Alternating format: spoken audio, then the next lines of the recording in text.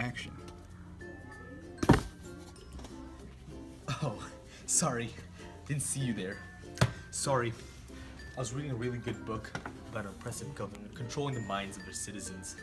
And I had an epiphany. I realized that the same thing is going on in our society today. When we walk into a store, we see an idealistic image of a person wearing a nice dress, makeup, and many other things. We want that idealistic image. We want that happiness that comes along with it. And we set that into our minds and make ourselves think that it's the right way to go. We're simply being manipulated by bureaucratic systems and by the media into thinking what the idealistic system is. Same thing goes on in W.H. Auden's The Unknown Citizen. We see that a state controls the minds of the citizens and sets an idealistic image which the citizens think is the right way and will lead to happiness and freedom, but in reality, it does not. Professor Darren?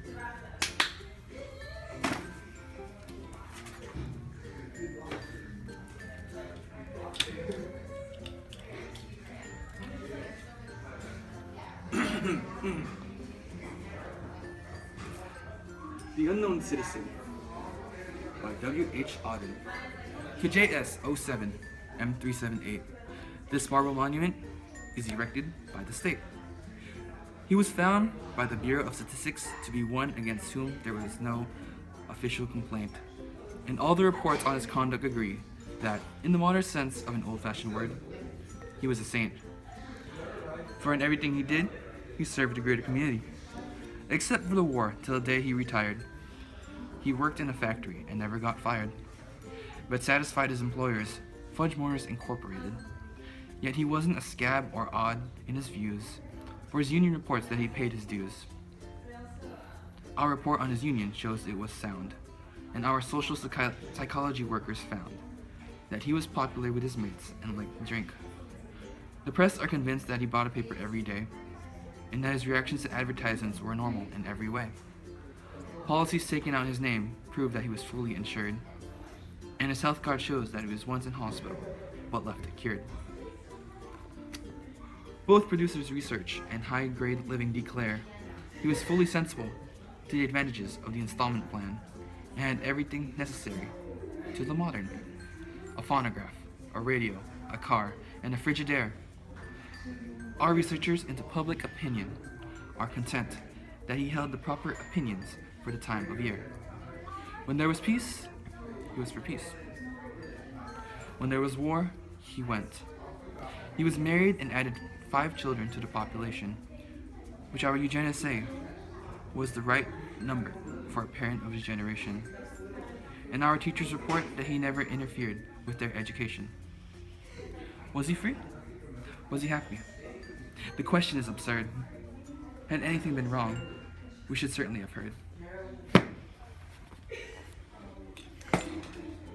Now, before we go any further into the analysis of the actual piece, let's look at the vocabulary. It's important to do so because of the fact that the vocabulary often reveals a lot about the poem that we didn't see before when we didn't know the word.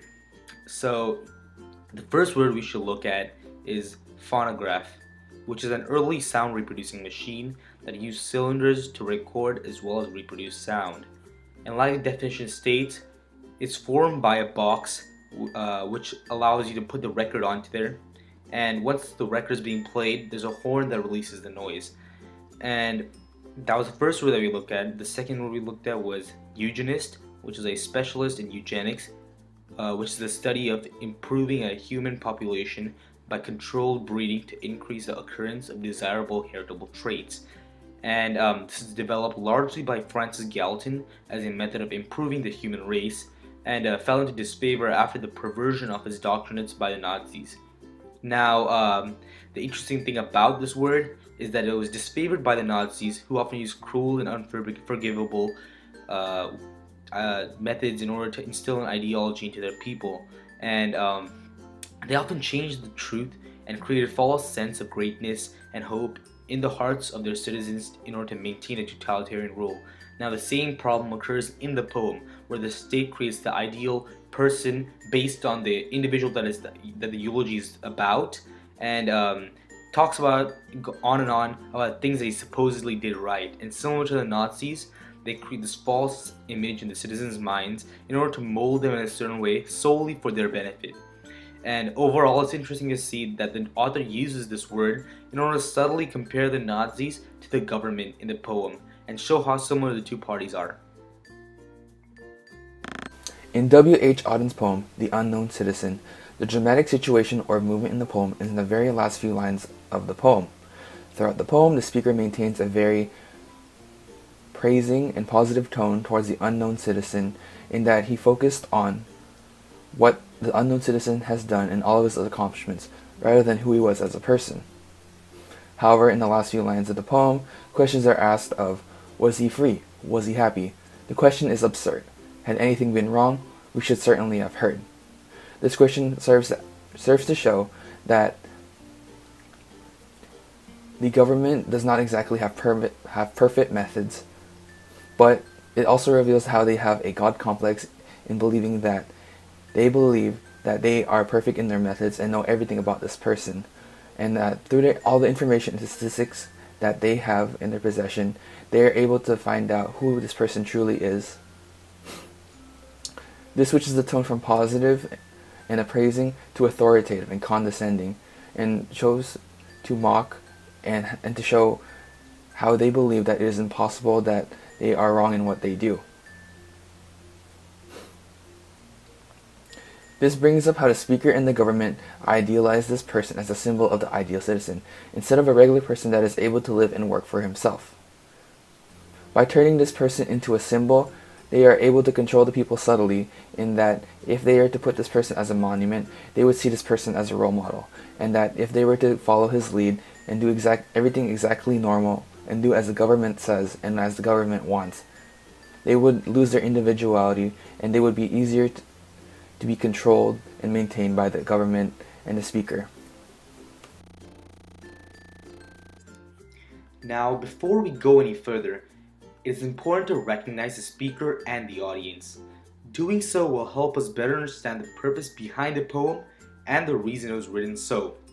The speaker in this poem is the government, or otherwise called the state. The eulogy in the marble monument was written by the state in order to honor the unknown citizen that had fallen, but in actuality is meant as a means of drilling the idea of this ideal citizen onto the audience's mind. The audience is the reader of the eulogy on the monument, who's most likely the common citizen. The poem is meant to make that average citizen want the happiness and freedom that is described in the poem, and therefore strive to be that idealistic image. The speaker uses statistical evidence, which could certainly have been falsified, and a commanding tone, in order to convey that the following path that the unknown citizen took, such as having a certain amount of kids or having commonplace views, will grant this convoluted idea of pleasure and happiness. Throughout most of the poem, the tone is straightforward, but also praises the citizen for being the perfect citizen. The speaker speaks highly of what the citizen has accomplished and all that he has done, and that there was nothing wrong with him and did not fall out of line of what the government wanted. However, towards the end, it shifts towards the very last lines as it brings up rhetorical questions if the citizen was free or unhappy. The tone shifts to a more authoritative and condescending tone, as the speaker gives the feel that if there was anything wrong with the citizen, they would have known, which also reveals that the speaker possesses a God complex in that they believe they are perfect in their ways of researching the people and that there is no possible way for them to be wrong. This shows that the government's true intentions are to control the people and everything they do, even if it means by stripping this person away of their identity, and instead turning them into this ideal role model and symbol of the perfect citizen. This would in turn make it easier for the rest of the population to be controlled by the government, and that if the citizens did everything that the government wanted and acted just exactly how the government wanted, they wouldn't be themselves, and this would truly strip them of their identity, and they would only become mindless sheep of the government. Let's first look at the hints that we find regarding the meaning of the poem before we actually go to the meaning of the poem. Going on to what the poem is, we realize it's an elegy, which is a poem about a dead person, These types of poems can be sad, they can be morbid, or they can even be grand. The Unknown Citizen is of a grand variety, but it's also satiric, which means that it's making fun of the person who's trying to create this celebratory piece. There's not much that's grand about the Unknown Citizen. We know that he's dead because the speaker refers to him in past tense, and we also know that the monument of the Unknown Citizen reminds us of the tomb of the Unknown Soldier, which was created in order to honor the soldiers who died in battle but whose remains were never identified. The poem begins with an ABAB pattern and then switches rhyming couple to an AABB, which is rhyming every 2 lines. And after which he starts hopping around a lot. So we see that he constantly switches a rhyming scheme, and that makes the reader involved and creates a variety in the actual poem itself. And the author also uses parallelism in a piece of literature that in order to make a point where we see that in one of the quotes it says, "When there was peace, he was for peace, and when there was war, he went." And the significance of this quote shows that he repeats peace twice in order to emphasize that point, and in order to show that the man was easily swayed and that he fully supported his government and country, that he had no issue with what the government had decided. He just silently obeys, which is what the government wants, essentially. The author also uses anaphora, which he repeats the phrase "he was" multiple times throughout the poem. This served to prove that the government did not know his name and that it meant it was insignificant to them. They only used him to serve their agenda of internalizing and reminding the people of what the ideal citizen should look like, and that they should serve their role day to day, especially since the Unknown Citizen is now dead. Going on to the symbols, we see the first symbol appearing in the title itself. The title is the only place where the Unknown Citizen is used, so it is key to the entire poem. It lets us know that the poem is an allegory or an extended comparison to the figures outside of the poem. The Unknown Citizen is meant to recall the idea of the unknown soldier, or a soldier whose remains could not be identified in battle. And when we look at the epigraph as well, we see the epigraph furthers that allegory in the title, and it compares the Unknown Citizen to the unknown soldiers, and the marble monuments that the Unknown Citizen's elegies were written upon is very similar to the Unknown Soldiers monuments that we see in Arlington Cemetery in Virginia. Going into the actual lines, we see that in line 1, the Bureau of Statistics is a symbol of how little the government actually cares about the people, and show that they're more like figures and numbers than more than actual people itself. Going into line 4, where we see the word saint, we see that the Unknown Citizen can actually be one. He's simply a person that did average and followed the government's step-by-step process rather than actually doing anything extraordinary, and yet the government defines him as a saint, which shows that the government is exaggerating and creating a hyperbole in order to emphasize the point that he's an ideal citizen when he's not. Last and a crucial hint, which is the irony in the poem. There are two major parts of irony that we see in the poem. The first one is the epigraph itself. It states 2JS07M378. This marble monument is erected by the state. And this is ironic because of the fact that the government itself has so much information on the person. They have his statistics regarding his job information, they have it regarding his medical information, his insurance payments, his lifestyle itself, but they don't have his name. And it shows how little the government actually cares for the person who passed away, because if they have so much information regarding the person, it wouldn't be too hard to find a simple name. Yet they give him letters and they give him numbers to identify him and really take away the unique aspect of him. And it shows how the government doesn't want people to be unique. They don't want them to be different. Rather, they want them to be something more of a number or code that they can just identify people by, and make people this type of object more than actual person. And they drill this idea into the people's minds through this idealistic image which they're trying to portray and make everyone follow, and they're trying to create a society where everyone is the same rather than any differences in order to better govern the society itself.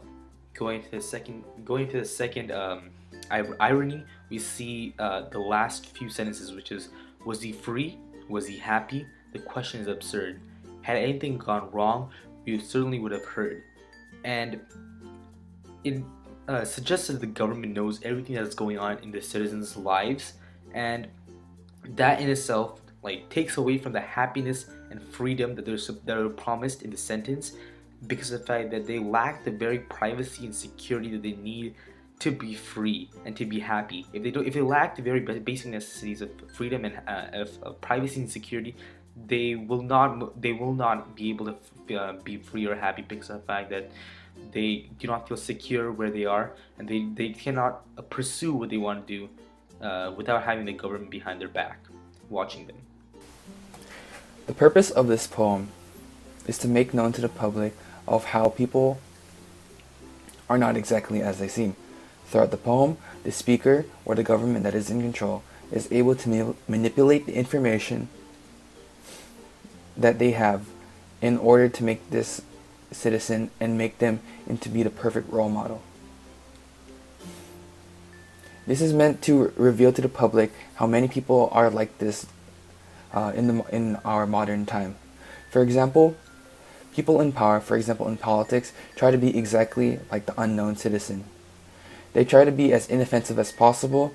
They believe in what their country wants and what the government wants, and that they have nothing wrong with them, and they are believed to be living this picture perfect life, and that they are the perfect person to be running for office or to be a role model.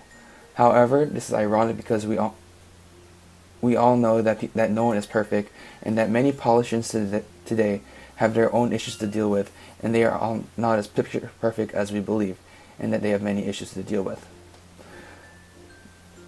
This can relate to our time of the election season. Due to our recent election season, both candidates, Hillary Clinton and Donald Trump, had to be able to appease the different voters and make themselves more likable in order to get their vote and support. They make themselves out to be perfect and say exactly what the people want to hear, and that in order to do this, they try to sound as good as possible, as nice as possible, and as perfect as possible in order to maintain this image that they are perfect and that what they do is right and that they are aligned with what the people want. However, this may lead to lying or misconstruction of facts, and this may lead many corrupt people to be in power. During the time of W.H. Auden, he saw this rampant in many times during the early to late 1900s.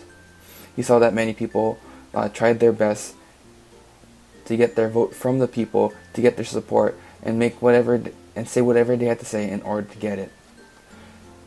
This was meant to be a satire of how veterans are put in a monument because they are of the unknown veterans that are put in a monument, and that they are to be remembered and that they are to be honored. This is similar because it doesn't matter who is lying, because many people nowadays and then back then have been known to lie and to also create this perfect life in order to get voters and to get support from the people. As a result, the unknown citizen is a social commentary on our entire government, but also the people around us, and that we all create these fallacies in order to make ourselves sound perfect. This can also be seen in social media and in the daily lives of people. For example, people using social media such as Facebook, Instagram, Twitter, Tumblr, they only post what they want other people to see, and they want people to see that they are interesting people and they have interesting lives, and that what they do is very important, and that they strive to be much cooler than other people in order for other people to like them. However, we all know, and we all are all guilty of posting only the most important moments of our lives and of showing the most fun moments in our lives in order to hide that most of the time we aren't doing fun things all the time. As a result, much of the information that we see in the world and much of what we receive is not exactly as it seems. We may only be seeing one side of the story and not hearing from the other side, as we all tend to hide it from other people.